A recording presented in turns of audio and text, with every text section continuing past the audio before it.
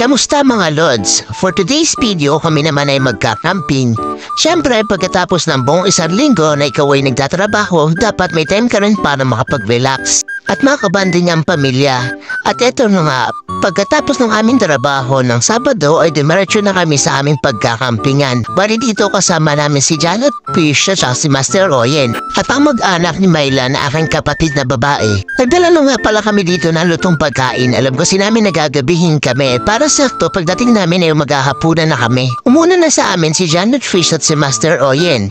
At pagdating namin may iniihaw silang isda. Ito pala ay binili nila sa taga rito. Ito pala si Kuya Reste ang bantay dito. Bali tropa siya ni Janet Fish at ni Tutoy Baed. At pinakikita niya sa amin yung alimango na nahuli niya. Tamang snacks at tamang kwentuhan lang kami magdamag. Hanggang sa madaling araw, nagluto na ulit kami ng para sa umagahan. At habang nagluluto ako ng kanin ay naglakad-lakad muna ako. Ang sarap din kasi sa pakiramdam na maglakad-lakad sa tahimik at malamig na lugar.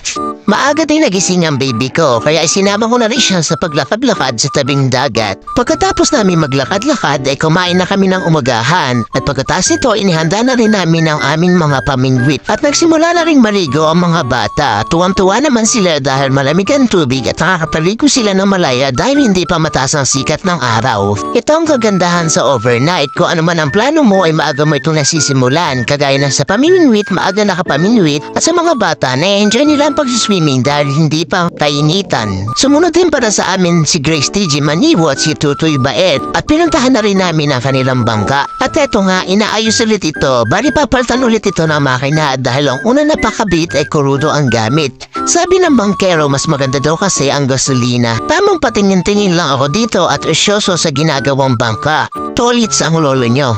Matapos umisyoso ay bumalik na ulit ako sa resort. Tamang picture-picture at video lang. Bali ito pala yung pangalawang beses namin na pumunta dito. Nag-enjoy kasi kami nung unang beses kaya inulit namin. At tingin ko ay masusundan pa ulit ito. Wala namang kasing masyadong gastos dito dahil sabi ko nga walang entrance dito, cottage na ang babayaran. May kuryente din dito guys, maraming ilaw kaya hindi kayo matatakot na mag-overnight. At isa pa, meron nagbabantay. Dito palit-palitan yung mga nagbabantay, may kanya-kanya silang oras. At isa pa, meron din sila ditong CR. Ang kagandahan sa CR nila kahit medyo maliit ay talaga namang malinis at hindi mapanghi. Kaya komportable kayo makakapag-camping dito.